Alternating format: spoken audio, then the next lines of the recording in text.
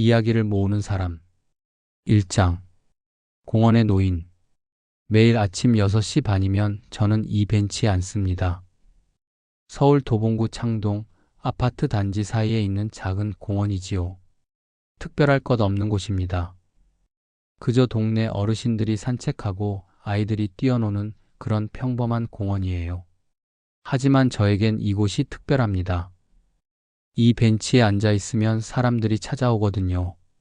처음엔 그냥 인사를 건네고 날씨 이야기를 나누다가 어느새 자신의 이야기를 털어놓습니다. 저는 그 이야기들을 듣고 이 낡은 노트에 기록하지요. 사람들은 가끔 제게 묻습니다. 할아버지, 왜 남의 이야기를 듣고 계세요? 저는 이렇게 답합니다. 누군가의 인생이 사라지기 전에 그 이야기만큼은 남기고 싶어서요. 안녕하세요. 금서른썰 어른들의 이야기 들으러 와주셔서 감사합니다. 이야기를 모으는 사람 계속됩니다. 5년 전 가을이었습니다. 아내 김순애가 세상을 떠났어요. 47년을 함께 산 사람이 어느 날 갑자기 없어지니 집이 텅 빈 것 같더군요. 아니, 집만 빈 게 아니었습니다. 제 마음도 하루하루도 모든 게 비어버린 것 같았어요. 아침에 일어나도 할 일이 없었습니다. 아내가 해주던 아침밥도 함께 보던 아침 뉴스도 모두 의미가 없어졌지요. 자식들은 각자 바쁘게 살고 손주들도 자기 생활이 있으니 자주 볼 수도 없었습니다. 그래서 저는 밖으로 나왔습니다. 집에 있으면 아내 생각만 나서 견딜 수가 없었거든요. 처음엔 그냥 걸었습니다. 목적도 없이 하루 종일 동네를 돌아다녔어요. 그러다 이 공원 벤치에 앉게 됐지요. 처음 이 벤치에 앉았던 날 한 젊은 여성이 제 옆에 앉았습니다. 30쯤 되어 보였어요. 간병인복을 입고 있었는데 한참을 말없이 앉아 있다가 갑자기 울기 시작했습니다. 저는 어떻게 해야 할지 몰라 그냥 가만히 앉아 있었습니다. 그러다 조심스럽게 물었지요. 괜찮으시겠습니까? 그 여성이 고개를 들더니 제게 말했어요. 이상한 질문일 수도 있는데요. 할아버지, 제 이야기 좀 들어주실 수 있으세요? 저는 고개를 끄덕였습니다. 그리고 그 여성의 이야기를 들었어요. 저는 요양병원에서 일합니다. 3년째요. 제가 돌보는 할머니가 계신데 치매가 심하세요. 가족들은 1년에 한두 번 오실까 말까 해요. 여성은 잠시 말을 멈췄다가 다시 이었습니다. 그 할머니가 가끔 제 손을 잡고 말씀하세요. 고맙다고, 내가 있어서 외롭지 않다고요. 그런데 할아버지, 저는 그냥 월급 받고 일하는 사람인데 그 할머니한테는 제가 유일한 사람인 거예요. 그게 너무 슬프고 무거워서. 저는 그 여성의 이야기를 끝까지 들었습니다. 중간에 말을 끊지도 조언을 하지도 않았어요. 그저 들었을 뿐입니다. 1시간쯤 지났을까요? 여성이 일어서며 말했습니다. 할아버지, 제 이야기 들어주셔서 고마워요. 누구도 제 말을 이렇게 들어준 적이 없었어요. 좀 가벼워진 것 같아요. 그리고는 가버렸습니다. 저는 그 여성의 이름도 연락처도 모릅니다. 다시 만난 적도 없어요. 하지만 그날 이후로 저는 알게 됐습니다. 세상에는 자신의 이야기를 들려줄 곳 없는 사람들이 너무 많다는 것을요. 그 다음 날부터 저는 이 벤치가 제 자리가 됐습니다. 매일 같은 시간에 앉아 있으니 사람들이 알아보더군요. 오늘도 나오셨네요, 할아버지. 인사를 건네는 사람들이 생기기 시작했어요. 어느 날은 중년 남성이 옆에 앉았습니다. 회사에서 정리해고를 당했다며 아내와 아이들에게 아직 말을 못했다고 했어요. 매일 아침 출근하는 척하고 나와서 공원을 전전하고 있다고요. 저는 그의 이야기를 들었습니다. 또 어느 날은 고등학생이 왔습니다. 대학 진학 때문에 부모님과 싸우고 나왔다며 자기는 미대에 가고 싶은데 부모님은 의대를 가라고 한다고요. 저는 그 학생의 이야기도 들었습니다. 그렇게 1명, 2명 이야기를 듣다 보니 어느새 5년이 흘렀습니다. 처음엔 그냥 들었을 뿐인데 언젠가부터 기록하고 싶어졌어요. 이 사람들의 이야기가 그냥 사라지는 게 아까웠거든요. 그래서 문구점에서 노트를 샀습니다. 별것 아닌 대학 노트요. 거기에 사람들의 이야기를 적기 시작했지요. 이름, 나이, 직업, 그리고 그들이 들려준 인생의 한 조각들. 지금은 노트가 12권이 넘었습니다. 가끔 아내 생각이 납니다. 순애가 살아있었다면 뭐라고 했을까요? 여보, 남의 이야기나 듣고 앉아서 뭐 하는 거예요? 라고 했을까요? 아니면 그래도 할 일이 생겨서 다행이네요 라고 했을까요? 아마 둘 다였을 겁니다. 순애는 그런 사람이었으니까요. 잔소리도 많이 했지만 결국엔 제 편이었던 사람. 그 사람이 없는 지금 저는 이렇게 남의 이야기를 들으며 하루하루를 살아가고 있습니다. 사람들은 제게 고맙다고 합니다. 이야기를 들어줘서 고맙다고요. 하지만 정작 고마운 건 저예요. 이 사람들이 제게 이야기를 들려줘서 제가 아직 누군가에게 필요한 사람이라는 걸 느끼게 해줘서 고맙습니다. 오늘도 저는 이 벤치에 앉아 있습니다. 누가 올지 어떤 이야기를 들을지 모릅니다. 하지만 그게 좋습니다. 매일이 새로운 이야기로 시작되니까요. 노트를 펼칩니다. 아직 빈 페이지가 많이 남아 있어요. 앞으로 얼마나 더 많은 이야기를 들을 수 있을지 모르겠지만 이 노트가 다 찼을 때쯤이면 좋겠습니다. 그때쯤이면 이 세상 어딘가에 자신의 이야기가 기록됐다는 걸 아는 사람들이 조금 더 늘어나 있겠지요. 저는 이야기를 모으는 사람입니다. 평범한 사람들의 특별한 인생을 기록하는 사람. 그게 제 이름, 정문식이 이 세상에 남길 수 있는 유일한 것일지도 모릅니다. 하지만 그것만으로도 충분합니다. 누군가의 인생이 사라지기 전에 그 이야기만큼은 남기고 싶으니까요. 오늘도 공원에는 바람이 붑니다. 나뭇잎이 흔들리고 아이들이 웃고 사람들이 지나갑니다. 저는 이 벤치에 앉아 다음 이야기를 기다립니다. 2장. 첫사랑의 편지 윤정희의 이야기. 그날은 유난히 쌀쌀한 가을날이었습니다. 단풍잎이 바람에 날리고 공원을 지나는 사람들은 목도리를 단단히 여미고 걸었지요. 저는 평소처럼 벤치에 앉아 노트를 펼쳐놓고 있었습니다. 오전 10시쯤이었을까요? 한 여성이 공원 입구에서 한참을 서성이는 게 보였습니다. 이르는 넘어 보였어요. 단정한 차림의 검은색 코트를 입고 손에는 작은 가방을 들고 있었지요. 그 여성이 저를 보더니 천천히 다가왔습니다. 실례지만 이야기를 들어주신다는 할아버지가 계시다고 들었는데 혹시... 저는 옆자리를 가리켰습니다. 앉으시지요. 그 여성이 조심스럽게 앉았습니다. 한참을 말없이 앞을 바라보더니 가방에서 낡은 봉투 하나를 꺼냈어요. 봉투는 누렇게 바랜 게 오래된 것임이 한눈에 보였습니다. 제 이름은 윤정희입니다. 대전에서 왔어요.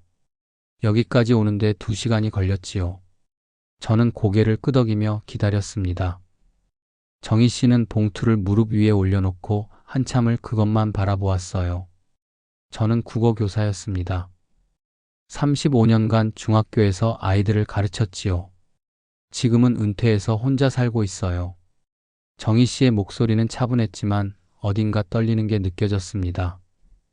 할아버지, 저는 평생 독신으로 살았어요. 주변에서는 이상하게 여겼지요. 그렇게 예쁘고 똑똑한데 왜 결혼을 안 하냐고요. 하지만 저는 한 번도 결혼하고 싶지 않았습니다. 아니, 정확히는 다른 사람과는 결혼하고 싶지 않았어요. 정희 씨가 봉투를 쓰다듬었습니다. 마치 소중한 보물을 만지듯이요. 1973년 봄이었습니다. 제가 24살 때였지요. 저는 대전의 한 중학교에서 첫 발령을 받아 교사 생활을 시작했어요. 그때 제 반에 최경이라는 학생이 있었습니다. 조용하고 글을 잘 쓰는 아이였어요. 정희 씨는 잠시 말을 멈추고 하늘을 올려다보았습니다. 마치 그 시절로 돌아간 듯한 표정이었어요. 어느 날 경희가 제게 말했습니다. 선생님, 우리 오빠가 선생님 글씨를 보고 싶대요. 숙제 검사하실 때 쓰신 붉은 글씨요. 그 말에 저는 웃으며 물었지요. 오빠가 왜? 경희가 말했어요. 오빠가 서예를 하는데 선생님 글씨가 참 곱다고 했어요. 그렇게 시작됐다고 했습니다. 경위를 통해 전해진 오빠 최민구 씨의 편지. 처음엔 서해에 대한 이야기였다고 해요. 글씨를 어떻게 쓰는지, 어떤 붓이 좋은지 그런 평범한 대화였지요. 하지만 편지를 주고받다 보니 점점 다른 이야기들을 하게 됐어요. 책 이야기, 음악 이야기, 삶에 대한 이야기. 민구 씨는 대학생이었고 곧 졸업을 앞두고 있었지요. 정희 씨는 봉투에서 편지 한 장을 꺼냈습니다. 종이는 세월의 흔적으로 구겨지고 색이 발해 있었어요. 이건 민구 씨가 마지막으로 보낸 편지입니다. 1974년 7월에 받았어요. 정희 씨가 편지를 펼쳤습니다. 손이 미세하게 떨리고 있었지요. 편지에는 이렇게 적혀 있었어요. 정희 씨, 다음 달이면 군에 입대합니다. 2년 뒤 제대하면 그때는 직접 만나 이야기하고 싶습니다. 편지로는 다 전할 수 없는 것들이 있으니까요. 언젠가 당신의 글씨를 다시 보게 될 날을 기다리며. 정희 씨의 목소리가 낮아졌습니다. 그게 마지막이었어요. 민구 씨는 군에 입대한 지 석 달 만에 훈련 중 사고를 당했습니다. 실종됐다고 했어요. 시신도 찾지 못했지요. 경희가 울면서 제게 말했습니다. 선생님, 우리 오빠가. 정희 씨는 잠시 말을 멈췄습니다. 눈가가 붉어지는 게 보였어요. 저는 경희를 위로했습니다. 하지만 제 마음은 누가 위로해 줄 수 없었지요. 우리는 한 번도 직접 만난 적이 없었으니까요. 사람들에게 말할 수도 없었어요. 편지만 주고받은 사이를 어떻게 사랑이라고 말할 수 있겠습니까? 바람이 불었습니다. 정희 씨가 코트깃을 여미며 말을 이었어요. 그 후로 저는 누구와도 연애를 하지 않았습니다. 추선하는 사람들이 많았지만 모두 거절했어요. 마음이 가지 않았거든요. 아니, 솔직히 말하면 민구 씨를 잊을 수가 없었습니다. 50년이 흘렀습니다. 제가 72이 됐으니 민구 씨도 살아있다면 75이겠지요. 저는 평생 혼자 살았고 은퇴 후에는 더욱 조용히 지냈어요. 정희 씨는 가방에서 또 다른 봉투를 꺼냈습니다. 그런데 한 달 전이었어요. 오랜 친구가 이사를 가게 돼서 집 정리를 도와주러 갔습니다. 그 친구 집 다락방을 정리하던 중에 오래된 상자를 발견했지요. 친구가 말했어요. 어머, 이거 옛날에 경희네 집에서 맡아뒀던 물건들인데 경희 어머니가 돌아가시면서 처리해달라고 하셨는데 깜빡했네. 정희 씨의 손이 봉투를 꺼내는 순간 멈췄습니다. 상자를 열어보니 거기에 편지들이 있었어요. 제가 경희를 통해 민구 씨에게 보낸 편지들이었습니다. 민구 씨가 입대하기 전에 동생에게 맡겨둔 거였지요. 내가 돌아오면 돌려줘. 혹시 못 돌아오면 정희 선생님께 전해줘. 정희 씨의 눈에서 눈물이 흘렀습니다. 50년 만에 제가 쓴 편지들을 다시 읽었어요. 24살에 제가 쓴 글씨, 그 설렘과 기대가 고스란히 담긴 편지들. 그걸 보는 순간 제가 50년 동안 외로웠던 게 아니라는 걸 깨달았습니다. 저는 조용히 물었습니다. 외롭지 않으셨다고요? 네. 저는 그 사람을 잊지 못해서 외로운 줄 알았어요. 하지만 다시 보니 그 외로움마저도 소중했더군요. 그게 제가 민구 씨를 사랑했다는 증거니까요. 정희 씨는 편지를 다시 봉투에 넣었습니다. 할아버지, 사람들은 제게 왜 평생 혼자 사셨어요? 라고 물어요. 저는 이제 대답할 수 있을 것 같아요. 혼자가 아니었어요. 저는 평생 누군가를 사랑하며 살았답니다라고요. 정희 씨가 일어섰습니다. 저는 노트에 그의 이야기를 적으며 물었습니다. 그 편지들은 어떻게 하실 겁니까? 정희 씨가 잠시 생각하더니 말했어요. 집에 가져가서 제가 쓴 다른 편지들과 함께 보관할 겁니다. 그리고 제가 죽으면 경희네 집안에 전해달라고 유언을 남겨놓을 거예요. 당신 오빠는 이런 사람을 사랑했고 이런 편지를 받았다고요.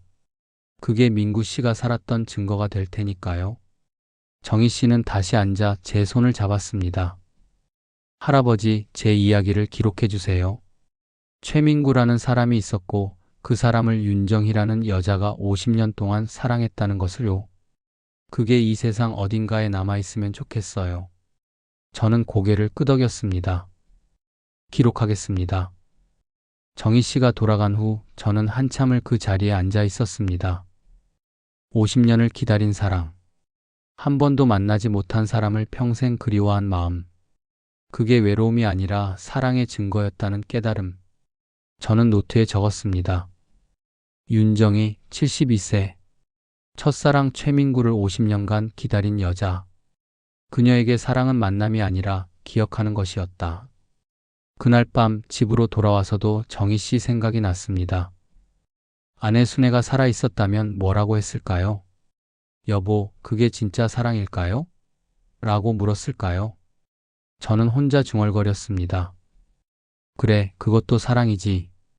만나지 못해도 함께하지 못해도 누군가를 평생 기억하는 것.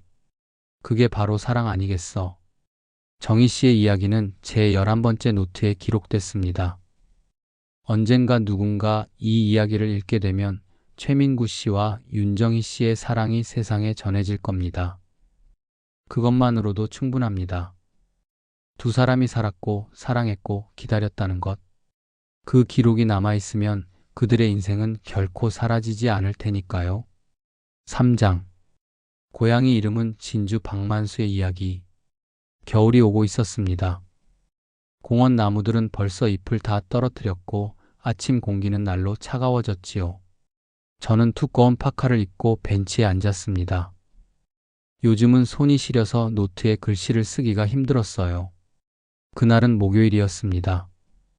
오전 9시쯤 한 남자가 공원으로 들어왔어요. 60대 후반쯤 돼 보이는 사람이었는데 낡은 작업복 차림에 손에는 고양이 사료 봉지를 들고 있었지요. 그 남자는 공원 구석에 앉아 사료를 바닥에 뿌렸습니다. 잠시 후 길고양이 몇 마리가 나타나 사료를 먹기 시작했어요. 남자는 그 모습을 한참 바라보다가 천천히 제가 앉은 벤치 쪽으로 걸어왔습니다. 실례합니다. 여기 앉아도 되겠습니까? 그러시지요. 남자가 앉으며 사료 봉지를 무릎에 올려놓았습니다. 한참을 말없이 앉아있더니 고양이들을 바라보며 입을 열었어요. 저 고양이들 중에 우리 마누라가 있을까요? 저는 깜짝 놀라 그 남자를 봤습니다. 남자는 웃고 있었지만 그 눈빛은 슬퍼 보였어요. 제 이름은 박만수입니다. 인천 강화도에서 삽니다. 30년 넘게 택시를 몰았지요. 지금은 은퇴했고요. 만수 씨의 목소리는 거칠었지만 따뜻했습니다. 저는 아내 김정자와 결혼해서 42년을 살았습니다. 자식 둘 낳아서 다 출가시키고 이제 좀 편하게 살 수 있겠다 싶었지요. 정자도 그렇게 말했어요. 여보, 이제 우리 둘이 살아봅시다. 애들 키우느라 고생했으니 이제 좀 쉬면서 살아요. 만수 씨가 사료 봉지를 만지작거렸습니다. 그런데 5년 전 어느 날 정자가 고양이 한 마리를 데리고 왔어요. 시장에서 버려진 걸 주었다고 하더군요. 새끼 고양이였는데 털이 하얗고 눈이 까만 게 참 예뻤습니다. 정자가 말했어요. 여보, 이름 뭐라고 지을까요? 제가 대답했지요. 당신이 지어요. 만수 씨가 하늘을 올려다보았습니다. 정자는 그 고양이 이름을 진주라고 지었어요. 하얗고 예쁘다고요. 처음엔 저도 귀찮았습니다. 평생 동물 한 번 안 키워봤는데 늙어서 무슨 고양이냐고 투덜댔지요.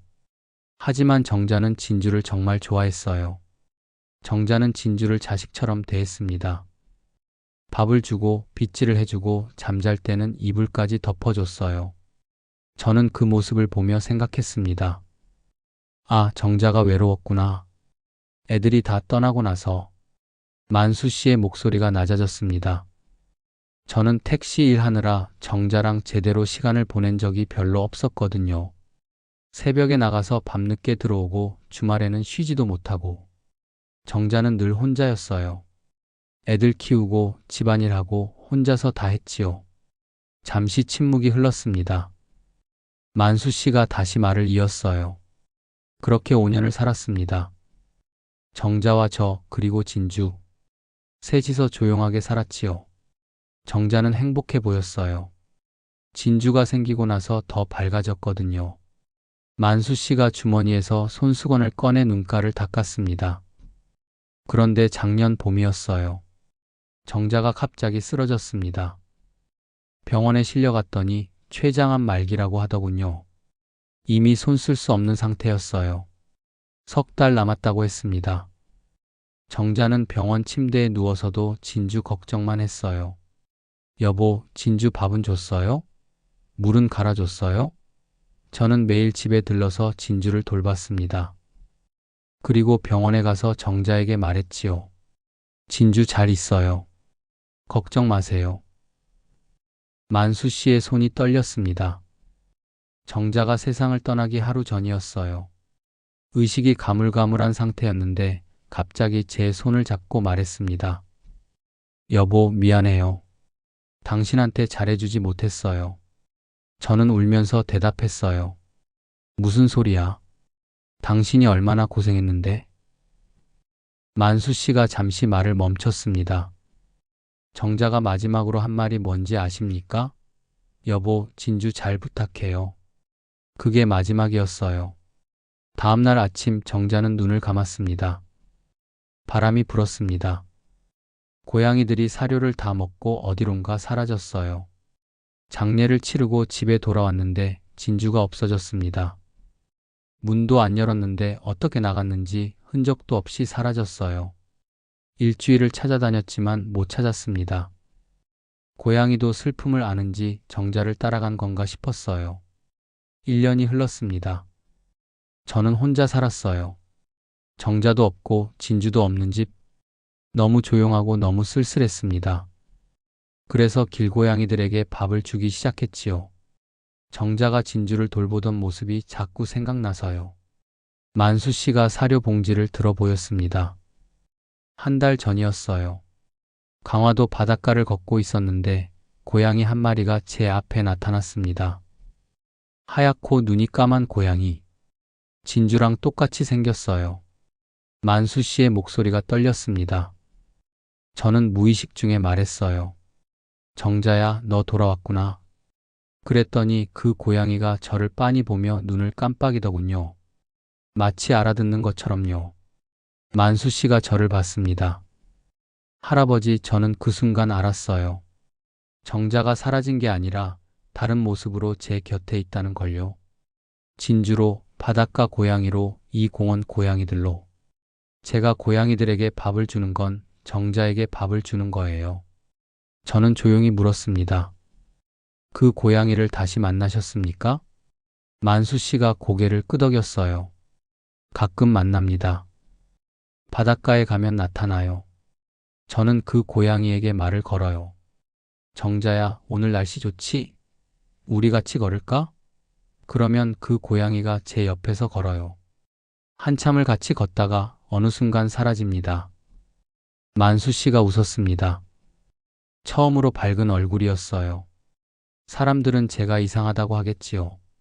고양이를 마누라라고 부르고 말을 걸고. 하지만 상관없어요.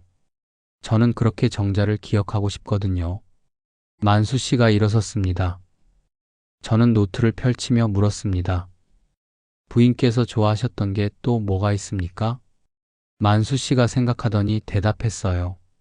국화꽃이요. 정자는 가을만 되면 집에 국화꽃을 가득 놓았어요. 노란 국화, 하얀 국화. 집안이 온통 국화 향기로 가득했지요. 그럼 올해 가을에도 국화를 놓으셨습니까? 만수 씨가 고개를 끄덕였습니다. 네. 정자 사진 앞에 국화를 가득 놓았어요. 진주가 좋아할 것 같아서요. 아니, 정자가 좋아할 것 같아서요. 만수 씨가 돌아간 후 저는 한참을 앉아 있었습니다. 42년을 함께 산 아내를 고양이의 모습으로 기억하는 남자. 그에게 사랑은 형태가 아니라 함께 한다는 느낌 그 자체였습니다. 저는 노트에 적었습니다. 박만수 68세. 아내 김정자를 고양이로 기억하는 남자. 그에게 사랑은 떠나가는 것이 아니라 다른 모습으로 돌아오는 것이었다. 집으로 돌아오는 길, 문득 아내 순의 생각이 났습니다.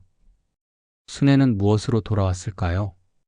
혹시 이 공원의 바람으로, 벤치 옆의 나무로 제게 이야기를 들려주는 사람들의 목소리로 돌아온 건 아닐까요? 그렇게 생각하니 마음이 조금 가벼워졌습니다. 순애도 사라진 게 아니라 다른 모습으로 제 곁에 있는 것일지도 모른다는 생각이 들었어요. 그날 밤 저는 순애의 사진 앞에 앉아 말했습니다. 여보, 당신은 무엇으로 돌아왔소? 혹시 내가 모르고 지나친 건 아닐까요? 사진 속 순애는 웃고 있었습니다. 마치 여보, 제가 늘 곁에 있잖아요 라고 말하는 것 같았어요. 만수 씨의 이야기는 제 12번째 노트에 기록됐습니다. 언젠가 누군가 이 이야기를 읽으면 사랑하는 사람은 결코 사라지지 않는다는 걸 알게 될 겁니다. 다만 우리가 그걸 알아차리지 못할 뿐이지요. 고양이로, 바람으로, 꽃으로, 기억으로. 사랑은 언제나 우리 곁에 남아있으니까요. 4장. 무명 씨의 전쟁 오병달의 이야기. 겨울이 깊어졌습니다. 공원은 눈으로 덮였고 사람들의 발걸음도 뜸해졌지요. 하지만 저는 여전히 벤치에 앉았습니다. 눈이 오나 바람이 부나 이곳이 제 자리였으니까요. 어느 추운 오후였습니다. 눈발이 날리는 공원에 한 남자가 들어왔어요. 일흔 중반쯤 돼 보이는 사람이었는데 군인처럼 꼿꼿한 자세로 걸어왔습니다. 낡은 점퍼 차림이었지만 옷매무새는 단정했어요.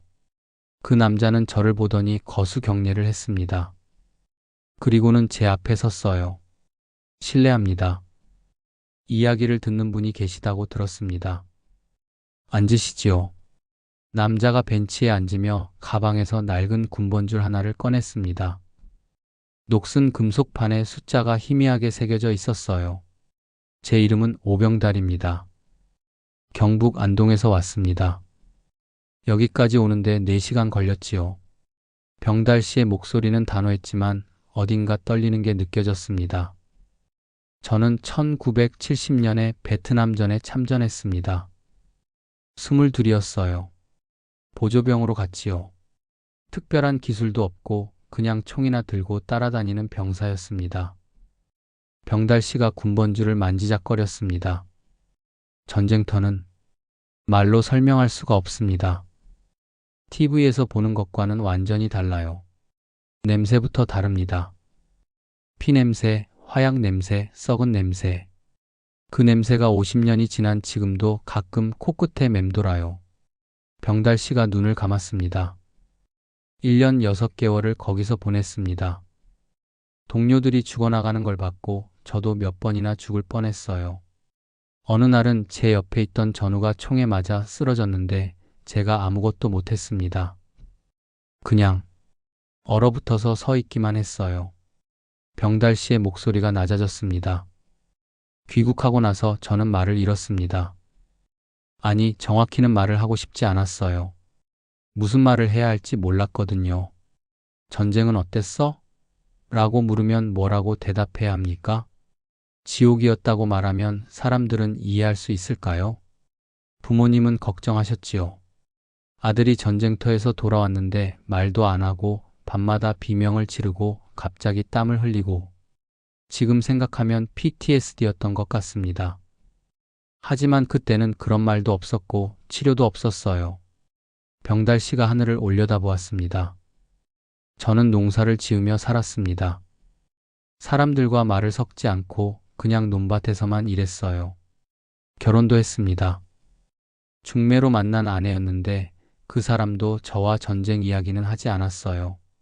묻지도 않았고 저도 말하지 않았습니다. 병달 씨가 가방에서 사진 한 장을 꺼냈습니다. 젊은 군복 차림의 남자가 서 있는 사진이었어요. 이게 제가 베트남에서 찍은 사진입니다. 22의 오병달. 이 사람이 무슨 생각을 하고 있었는지 저도 잘 기억이 안 납니다. 그냥 살아남고 싶었을 거예요. 집에 돌아가고 싶었겠지요. 50년을 그렇게 살았습니다. 말없이 조용히. 아들, 딸 낳아서 키우고 손주들도 봤어요. 하지만 전쟁 이야기는 한 번도 하지 않았습니다. 아내에게도 자식들에게도 그 누구에게도요. 병달 씨가 군번줄을 꺼내 들었습니다. 그런데 작년 말이었어요. 손자 오현수가 해병대에 입대한다고 했습니다. 21살이에요. 제가 전쟁터에 갔을 때보다 1살 어려요. 병달 씨의 손이 떨렸습니다. 현수가 입대 전날 밤 제게 왔어요. 할아버지, 군대 이야기 좀 해주세요. 저는 50년 만에 처음으로 전쟁 이야기를 꺼냈습니다. 병달 씨가 눈을 감았습니다. 제가 뭐라고 말했는지 아십니까? 현수야, 할아버지는 전쟁터에서 무명의 병사였다. 이름도 없이 그냥 숫자였어. 하지만 살아남았다. 그게 할아버지가 할 수 있는 유일한 일이었고, 그래서 지금 내가 여기 있는 거다. 병달 씨가 가방에서 봉투 하나를 꺼냈습니다. 현수에게 편지를 썼습니다. 제 군번줄과 함께요. 편지에는 이렇게 적었어요. 병달 씨가 봉투를 펼쳤습니다. 손글씨로 빼곡하게 적힌 편지였어요. 현수야, 할아버지는 평생 이 이야기를 하지 않았다. 부끄러워서가 아니라 말할 수가 없었기 때문이다. 전쟁은 영웅을 만들지 않는다. 그냥 살아남은 사람을 만들 뿐이다. 병달 씨의 목소리가 떨렸습니다. 하지만 내게만큼은 말하고 싶다. 할아버지가 거기서 무엇을 봤는지, 어떻게 살아왔는지, 내가 군대에 가면 힘든 순간이 있을 거다. 그때 이 군번줄을 보거라. 할아버지도 그 순간들을 견뎌냈다. 그리고 살아남았다. 너도 할 수 있다. 병달 씨가 편지를 다시 봉투에 넣었습니다.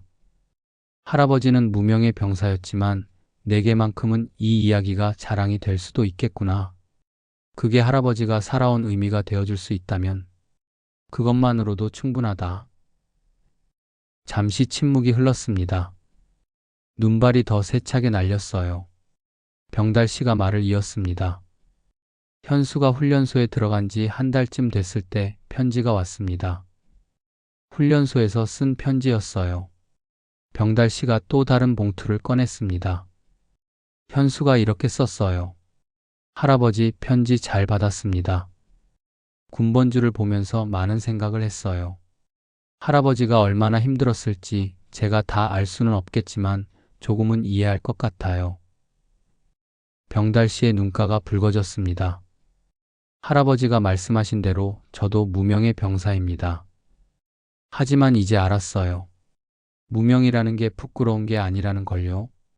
할아버지가 그 시절을 견뎌냈기에 제가 여기 있는 거잖아요. 저도 할아버지처럼 견디겠습니다. 그리고 언젠가 제 손자에게도 이 이야기를 해주고 싶어요. 병달 씨가 편지를 덮었습니다. 할아버지, 저는 50년 동안 전쟁 이야기를 하지 못했습니다. 말할 수가 없었어요. 하지만 현수 때문에 깨달았습니다. 제 이야기가 누군가에게는 의미가 될 수 있다는 걸요. 병달 씨가 저를 봤습니다. 제 이야기를 기록해 주십시오. 오병달이라는 무명의 병사가 있었고 그 사람이 전쟁에서 살아남아 50년을 살았다는 것을요. 그리고 그의 손자가 그 이야기를 자랑스럽게 여긴다는 것을요. 저는 고개를 끄덕이며 노트를 펼쳤습니다. 기록하겠습니다. 병달 씨가 일어서며 다시 거수 경례를 했습니다. 저도 일어나 답례를 했어요. 할아버지, 감사합니다. 이 이야기가 어딘가에 남아있다는 것만으로도 제가 살아온 의미가 있는 것 같습니다. 병달 씨가 돌아간 후 저는 한참을 그 자리에 앉아 있었습니다. 50년 동안 침묵했던 남자. 그의 침묵은 부끄러움이 아니라 말할 수 없는 고통이었습니다. 그리고 손자를 통해 그는 비로소 자신의 이야기를 꺼낼 수 있었어요. 저는 노트에 적었습니다. 오병달 75세. 베트남전 참전 용사. 50년간 침묵했던 무명의 병사. 그에게 침묵은 약함이 아니라 견딤이었다. 그리고 그의 이야기는 손자에게 힘이 되었다. 그날 밤 집에 돌아와서 생각했습니다. 세상에는 얼마나 많은 무명의 사람들이 있을까요? 이름도 없이, 기록도 없이 그저 살아남아 하루하루를 견뎌낸 사람들. 그들의 이야기는 영웅담이 아니지만 그래서 더 소중한 것인지도 모릅니다. 병달 씨의 군번줄처럼 우리 모두는 각자의 증표를 가지고 살아갑니다. 어떤 이에게는 편지가, 어떤 이에게는 사진이, 어떤 이에게는 기억이, 그것들이 모여서 우리의 인생이 됩니다. 병달 씨의 이야기는 제 13번째 노트에 기록됐습니다. 언젠가 현수 씨가 이 이야기를 읽게 되면 할아버지의 침묵이 얼마나 무거웠는지, 그리고 그 침묵을 깬 용기가 얼마나 대단한 것인지 알게 될 겁니다. 무명이라는 것은 부끄러운 게 아닙니다. 우리 모두가 무명으로 태어나 무명으로 살다가 무명으로 떠납니다. 하지만 그 사이에 누군가에게 의미가 되는 순간들이 있지요. 그것만으로도 충분합니다. 우리가 살아온 의미는 거창한 업적이 아니라 그런 작은 순간들 속에 있으니까요. 5장. 붉은 자전거 2점 내의 이야기. 봄이 왔습니다. 공원에 개나리가 피고 벚꽃이 흩날렸어요. 긴 겨울을 지나 다시 따뜻한 바람이 불기 시작했지요. 저는 여전히 벤치에 앉아 사람들을 기다렸습니다. 어느 화창한 오후였습니다. 공원 입구에서 자전거 소리가 들렸어요. 요즘은 젊은 사람들도 자전거를 잘 안 타는데 누구일까 싶어 고개를 들었습니다. 한 여성이 붉은색 자전거를 타고 들어오고 있었어요. 이른 줄로 보이는 분이었는데 자전거를 탄 모습이 참 당당했습니다. 회색 머리카락이 바람에 날리고 얼굴에는 미소가 가득했지요. 그 여성이 제 앞에서 자전거를 멈추고 내렸습니다. 그리고는 벤치 옆에 자전거를 세우고 제 옆에 앉았어요. 안녕하세요. 이야기를 듣는 분이시지요? 그렇습니다. 앉으시지요. 여성이 자전거를 쓰다듬으며 말했습니다. 제 이름은 이점래입니다. 서울 관악구에 삽니다. 가까운 곳이에요. 점래 씨의 목소리는 밝았습니다. 마치 봄날처럼요. 저는 평생 가사도우미로 일했습니다. 남의 집 청소하고 빨래하고 밥 해주는 일이요. 40년을 그렇게 살았어요. 힘들었지만 그게 제 일이었으니까요. 점례 씨가 자전거 안장을 만지작거렸습니다. 남편 이영배와는 23세 결혼했습니다. 중매였어요.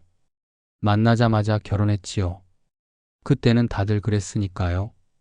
영배는 공장에서 일했고 저는 집에서 애들을 키웠어요. 돈은 없었지만 그럭저럭 살았습니다. 점례 씨가 하늘을 올려다보았습니다. 결혼하고 1년쯤 됐을 때였어요. 영배가 어디선가 자전거를 구해왔어요. 중고였지만 페인트를 새로 칠했더군요. 붉은색이었어요. 점례야, 우리 자전거 타러 가자. 영배가 그렇게 말했지요. 점례 씨의 얼굴에 미소가 번졌습니다. 저는 자전거를 타본 적이 없었어요. 무서웠지요. 하지만 영배가 뒤에 태우고 한강까지 갔습니다. 저는 영배의 허리를 꽉 잡고 바람을 맞으며 달렸어요. 그렇게 행복한 적이 없었습니다. 그 후로 우리는 가끔 그 자전거를 탔어요. 애들이 태어나고 바쁘게 살면서도 가끔은 시간을 내서 자전거를 탔지요. 영배는 말했어요. 점례야, 우리 늙어서도 이렇게 자전거 타자. 저는 웃으며 대답했어요. 그래요, 여보. 늙어서도 타요. 점례 씨의 목소리가 낮아졌습니다. 하지만 세월이 흐르면서 자전거는 창고에 들어갔어요. 애들 키우고 일하고 살림하느라 자전거 탈 시간이 없었거든요. 그렇게 몇십 년이 흘렀습니다. 점례 씨가 잠시 말을 멈췄습니다. 10년 전이었어요. 영배가 이상해지기 시작했습니다. 물건을 어디 뒀는지 잊어버리고 방금 한 말을 또 하고 집 앞 슈퍼 가는 길을 잃어버렸어요. 병원에 갔더니 치매라고 하더군요. 점례 씨의 손이 자전거 손잡이를 꽉 쥐었습니다. 처음에는 괜찮았어요. 제가 옆에서 챙겨주면 됐으니까요. 하지만 시간이 갈수록 심해졌습니다. 저를 못 알아보고 밤낮을 구분 못하고 밥 먹은 걸 잊어버렸어요. 8년을 그렇게 간병했습니다. 낮에는 가사도우미 일을 하고 밤에는 영배를 돌봤어요. 잠도 제대로 못 잤지요.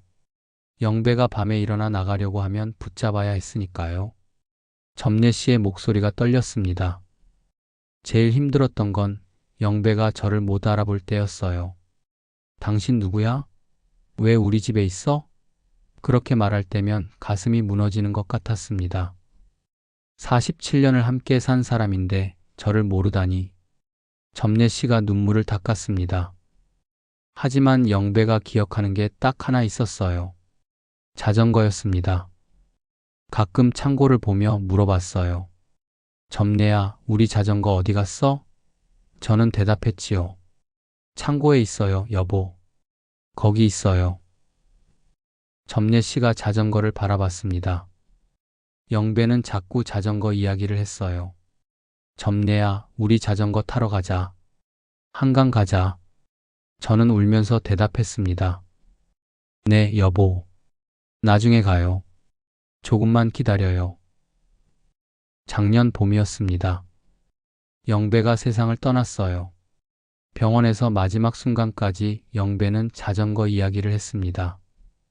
점례야, 자전거. 그게 마지막 말이었어요. 점례 씨가 한참을 말없이 앉아 있었습니다. 장례를 치르고 집에 혼자 남았습니다. 애들은 각자 바쁘게 살고 저는 빈 집에서 혼자였어요. 영배도 없고 할 일도 없고 모든 게 멈춘 것 같았습니다. 점례 씨가 자전거를 쓰다듬었습니다. 한 달쯤 지났을 때 창고를 정리하다가 자전거를 발견했어요. 먼지가 쌓이고 녹이 슬고 바퀴에는 바람도 빠져 있었지요. 그 자전거를 보는 순간 영배의 목소리가 들리는 것 같았어요. 점례야, 우리 자전거 타러 가자. 점례 씨가 저를 봤습니다. 그래서 결심했어요. 이 자전거를 다시 타기로요. 영배와 약속했으니까요. 늙어서도 자전거 타자고. 자전거 가게에 가져가서 수리를 맡겼습니다. 사장님이 물었어요. 할머니, 이거 오래된 건데 새로 사시는 게 나을 것 같은데요? 저는 말했지요. 아니에요. 이 자전거여야 해요. 점례 씨가 웃었습니다. 일주일 후에 자전거를 찾으러 갔어요.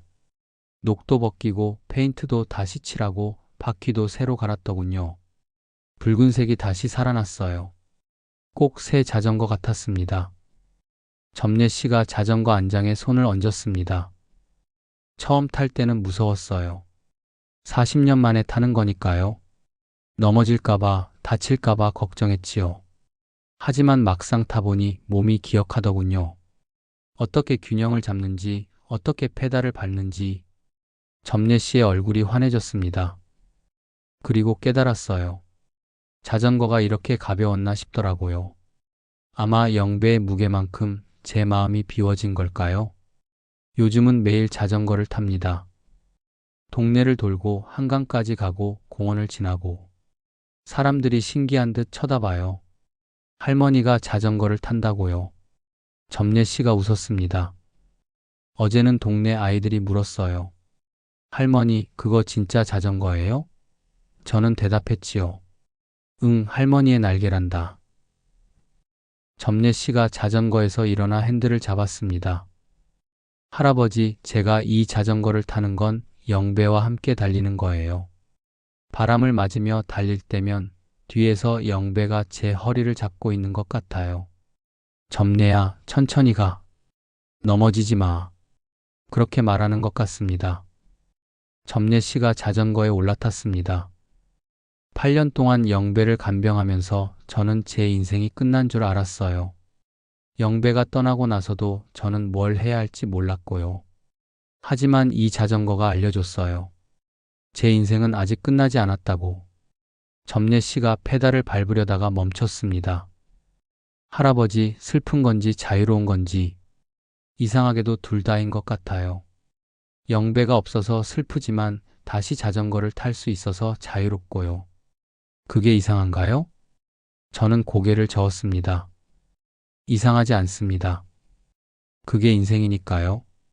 점례 씨가 고개를 끄덕이며 웃었습니다. 제 이야기를 기록해 주세요. 이점례라는 여자가 있었고 그 여자는 남편을 8년간 간병했으며 남편이 떠난 후 40년 만에 다시 자전거를 탔다고요. 그리고 그게 슬픔이면서 동시에 자유였다고요. 점례 씨가 자전거를 타고 떠났습니다. 붉은 자전거는 봄 햇살을 받으며 반짝이었어요. 점례 씨의 회색 머리카락이 바람에 날리고 그 뒷모습은 23 신부처럼 보였습니다. 저는 한참을 그 자리에 앉아 있었습니다. 8년의 간병, 그리고 그 후의 자유. 점례 씨에게 자전거는 단순한 탈 것이 아니었어요. 그건 젊은 날의 약속이었고 남편과의 추억이었으며 새로운 시작이었습니다. 저는 노트에 적었습니다. 이점례 70세. 남편을 8년간 간병한 후 40년 만에 다시 자전거를 탄 여자. 그녀에게 자전거는 슬픔과 자유가 공존하는 날개였다. 집으로 돌아오는 길, 붉은 자전거를 탄 점례 씨가 다시 보였습니다. 한강변을 따라 달리고 있었어요. 그 모습을 보며 저는 생각했습니다. 인생은 참 이상합니다. 끝난 줄 알았던 것이 다시 시작되고 무거웠던 것이 어느 순간 가벼워지고 아내 순애가 살아있었다면 뭐라고 했을까요? 여보, 저 할머니 멋지네요. 나도 저렇게 살고 싶었는데 그렇게 말했을 것 같습니다. 점례 씨의 이야기는 제 14번째 노트에 기록됐습니다. 언젠가 누군가 이 이야기를 읽으면 인생은 끝이 아니라 새로운 시작이 될 수도 있다는 걸 알게 될 겁니다. 그리고 슬픔과 자유는 함께 올 수 있다는 것도요. 사랑하는 사람을 보내는 슬픔, 그리고 다시 자신의 삶을 사는 자유.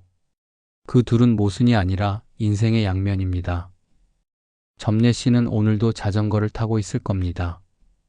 붉은 자전거 위에서 바람을 맞으며 남편과 함께 달리고 있을 거예요. 6장. 이야기를 모으는 사람. 정문식의 마지막. 여름이 왔습니다. 공원은 푸르렀고 매미 소리가 시끄럽게 울렸지요. 저는 여전히 벤치에 앉아 있었습니다. 다만 요즘은 예전보다 숨이 차고 기운이 없었어요. 3달 전 병원에서 검사를 받았습니다. 의사는 조심스럽게 말했어요. 정문식 어르신 폐암입니다. 사기예요. 많이 진행됐습니다. 저는 고개를 끄덕였지요. 얼마나 남았습니까? 의사가 대답했습니다. 길어야 6개월입니다. 집에 돌아와서 한참을 앉아 있었습니다.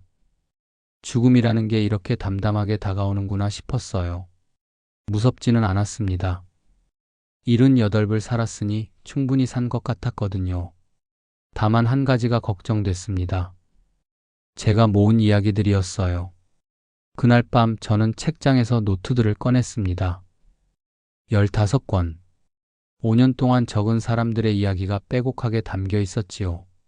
윤정희 선생님의 첫사랑, 박만수 씨의 고향이 진주, 오병달 씨의 전쟁, 이점례 씨의 자전거. 그리고 그 외에도 수십 명의 이야기들. 저는 노트를 한 장씩 넘기며 읽었습니다. 누군가의 인생이 제 손글씨로 기록돼 있었어요.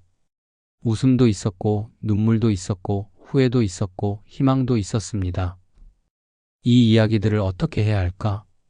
저는 혼자 중얼거렸습니다. 제가 죽으면 이 노트들도 함께 사라질 텐데 그게 너무 아까웠어요. 이 사람들의 인생이 그냥 사라지는 게 아까웠습니다. 그때 한 사람이 떠올랐습니다. 김남기. 제 오랜 친구이자 동네 서점 주인이었지요. 다음 날 저는 남기의 서점을 찾아갔습니다. 남기 책방이라는 작은 간판이 붙은 골목 안쪽의 서점이었어요. 남기는 저보다 2살 어렸지만 함께 자란 동네 친구였습니다. 문식이 형, 어서 오세요. 남기가 반갑게 맞이했습니다. 저는 무거운 가방을 내려놓으며 말했어요. 남기야, 부탁이 하나 있다. 남기가 의자를 권하며 물었습니다. 무슨 부탁인데요? 저는 가방에서 노트들을 꺼냈습니다. 15권의 노트가 책상 위에 쌓였지요. 이게 뭐예요? 이야기들이야. 지난 5년 동안 내가 만난 사람들의 이야기지. 남기가 노트 하나를 집어들고 펼쳤습니다. 한참을 읽더니 저를 봤어요. 형, 이거 대단한데요? 이런 이야기들을 다 기록하셨어요? 저는 고개를 끄덕였습니다. 그런데 내가 곧 죽을 것 같아. 남기의 얼굴이 굳었습니다. 형, 무슨 소리예요? 폐암이야. 사기. 6개월 남았대. 남기가 노트를 내려놓고 말없이 저를 바라봤습니다. 저는 계속 말했어요. 남기야, 이 노트들을 내가 맡아줬으면 해. 내가 죽고 나면 이 이야기들이 사라지는 게 너무 아까워. 어딘가에 남아 있었으면 좋겠어. 남기가 노트를 만지작거렸습니다. 형, 이걸 어떻게 하길 원하세요? 저는 잠시 생각했습니다. 모르겠어. 그냥 누군가 읽을 수 있게만 해줘. 서점 한쪽에 놓아두든 사람들에게 빌려주든 이 이야기들이 누군가에게 닿았으면 좋겠어. 남기가 고개를 끄덕였습니다. 알겠습니다, 형. 제가 잘 보관하겠습니다. 그리고 사람들이 읽을 수 있게 하겠습니다. 그날 이후로 저는 공원에 나가는 횟수가 줄었습니다. 몸이 점점 약해졌거든요. 하지만 가끔은 여전히 벤치에 앉았어요. 마지막까지 이야기를 듣고 싶었으니까요. 어느 날 젊은 여성이 제게 다가왔습니다. 30줄로 보이는 사람이었어요. 할아버지 이야기를 들어주신다고 들었어요. 그렇습니다. 앉으시지요. 여성이 앉으며 말했습니다. 저는 최근에 어머니를 잃었어요. 치매로 오래 앓으셨는데 돌아가시기 전에 한 말씀이 있었어요. 나는 평범하게 살았지만 그래도 누군가 내 이야기를 기억해 줬으면 좋겠다고요. 여성의 눈에 눈물이 고였습니다. 할아버지, 우리 어머니는 정말 평범한 분이셨어요. 특별한 일도 없었고 그냥 가족을 위해 살다 가셨지요. 하지만 저는 어머니의 이야기가 사라지는 게 너무 슬퍼요. 저는 노트를 펼쳤습니다. 마지막 페이지였어요. 어머님 이야기를 들려주세요. 제가 기록하겠습니다. 그 여성이 돌아간 후 저는 노트를 덮었습니다. 15번째 노트의 마지막 페이지가 채워졌어요.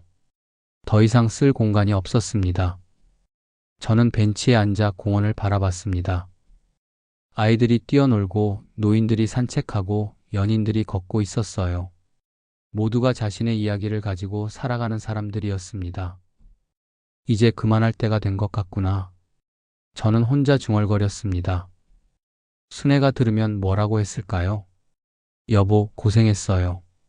이제 좀 쉬어요. 그렇게 말했을 것 같습니다. 그날 저는 집으로 돌아왔습니다.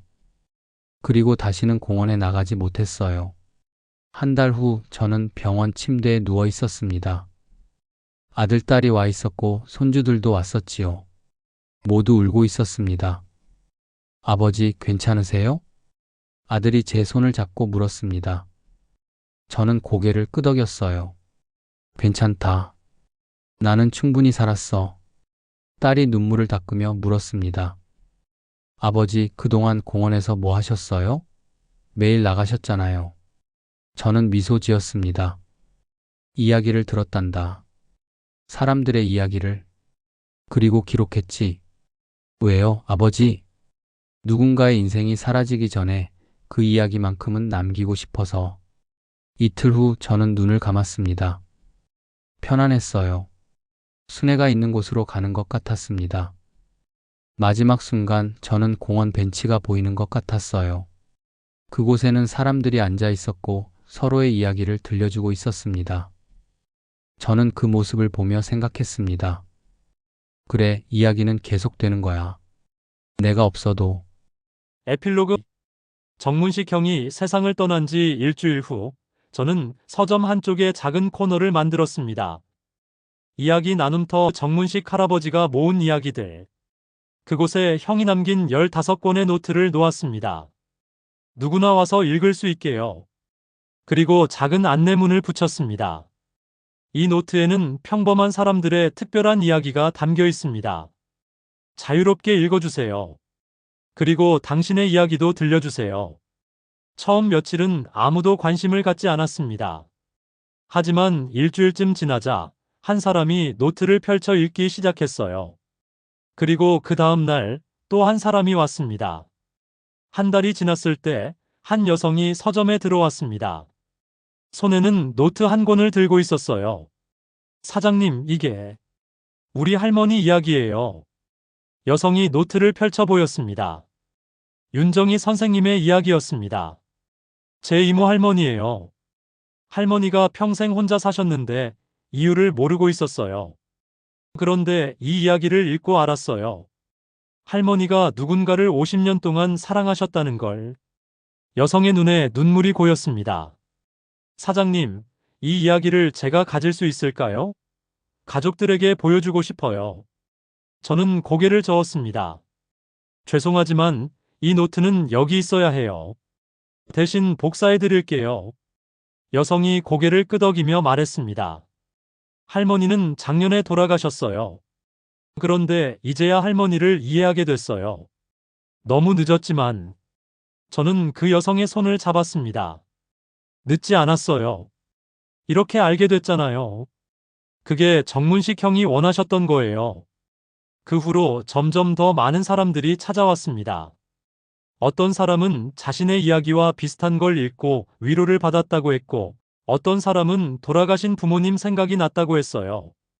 그리고 어떤 사람들은 자신의 이야기를 써서 가져왔습니다.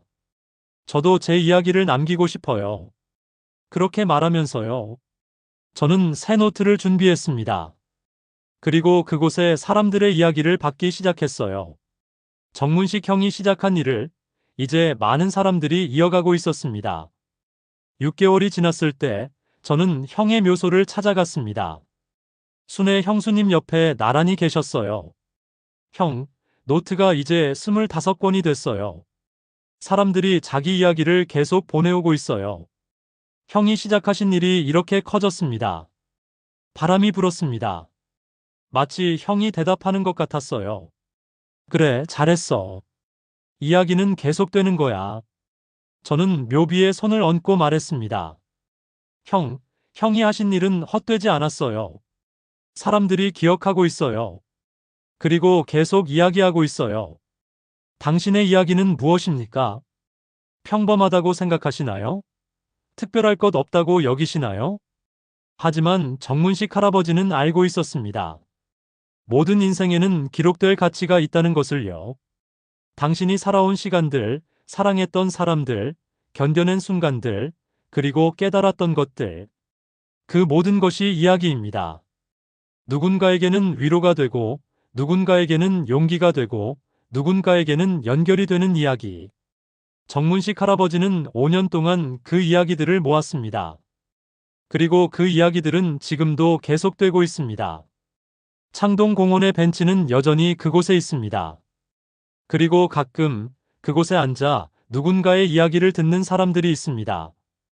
당신의 이야기도 언젠가는 누군가의 삶을 밝히는 등불이 될 것입니다. 정문식 할아버지가 그랬듯이, 우리 모두가 그렇듯이